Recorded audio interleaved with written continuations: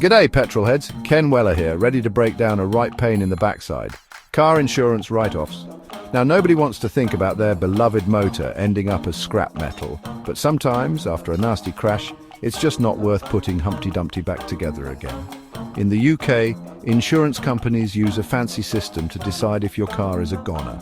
They look at the cost of repairs, the car's value, mileage, and overall condition. If fixing it costs more than it's worth, or if it's just too far gone, they'll likely write it off. Now don't go panicking just yet. Being written off doesn't always mean your car is destined for the scrapyard. It simply means the cost of repairs is more than the insurer wants to pay out. Stick with me and we'll navigate this together. We'll explore the different categories of write-offs, how insurance companies value your car, and even how you might be able to buy it back and get it back on the road yourself. Right then, let's talk about why your pride and joy might get slapped with the dreaded write-off label. First off, the cost of repairs takes center stage. If you've had a nasty shunt and the engine's gone kaput or the chassis is twisted like a pretzel, the repair bill could be astronomical. Second, the insurance bods will look at your car's value before the accident.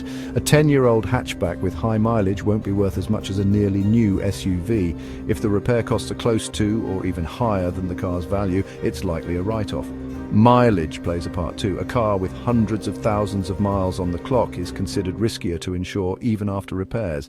And finally, the overall condition matters.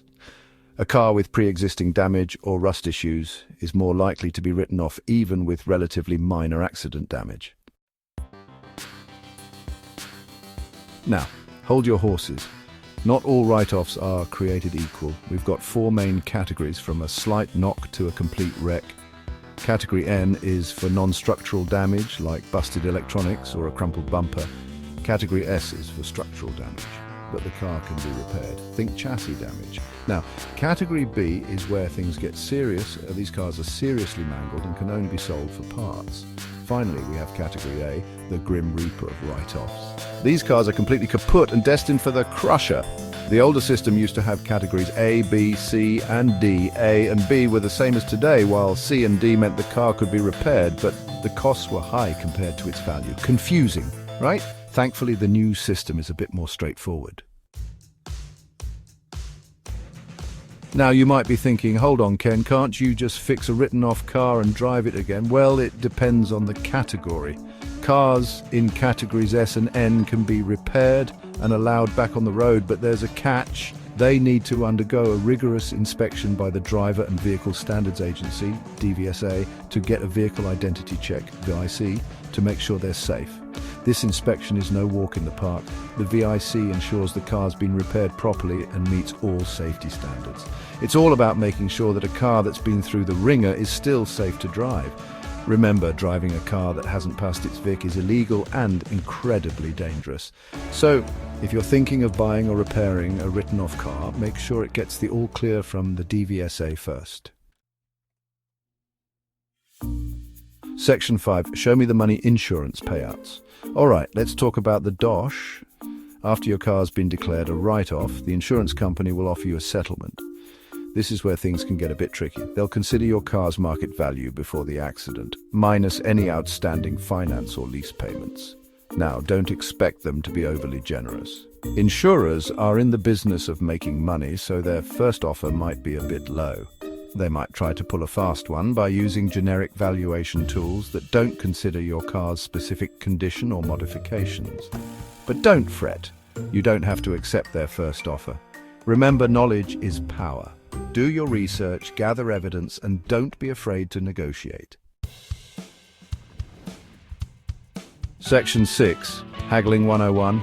Getting your fair share. Right. Now you've got your game face on, let's talk tactics. When negotiating with the insurance company, evidence is your best mate. Dig out those service records, MOT certificates, and any receipts for recent repairs or upgrades. Next, head online to websites like AutoTrader, Parker's, and eBay Motors. Look for similar cars with comparable mileage and condition to get an idea of their market value. Screenshot those listings and use them as ammo in your negotiations. Don't be afraid to stand your ground.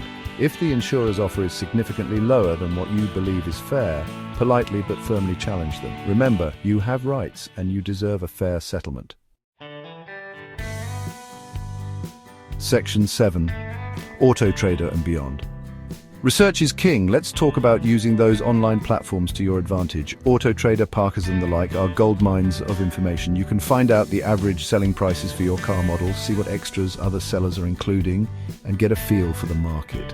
Don't just stick to one platform either. Browse through eBay Motors, Gumtree, and even specialist car forums. The more data you gather, the stronger your negotiating position. Remember, the goal is to build a compelling case for why your car is worth more than the insurer's initial offer. With a bit of research and a dash of charm, you can walk away with a settlement that reflects your car's true value. This Section 8, DIY Resurrection, buying back your write-off. Now, for you petrol heads out there, there's another option, buying back your written-off car. This is more common with Category N and S write-offs, where the damage isn't as severe. You'll need to pay the insurer an agreed-upon fee, which is usually a percentage of the car's pre-accident value. Once you've got the car back, you're free to repair it yourself, or with the help of a trusted mechanic. This can be a great way to save money, especially if you're handy with a spanner. Just remember, you'll need to get the car through its VIC before it can legally hit the road again. But with a bit of elbow grease and a lot of love, you can bring your written-off motor back to life. Section 9, cheers and cheerio. Well, there you have it. The ins and outs of car insurance write-offs. It's a right pain in the backside when it happens, but at least now you're armed with the knowledge to navigate the process like a true petrolhead. If you found this video helpful, give it a thumbs up, subscribe to the channel for more motoring mayhem, and don't forget to hit that bell icon so you never miss an upload. Until next time, drive safe and stay chuffed.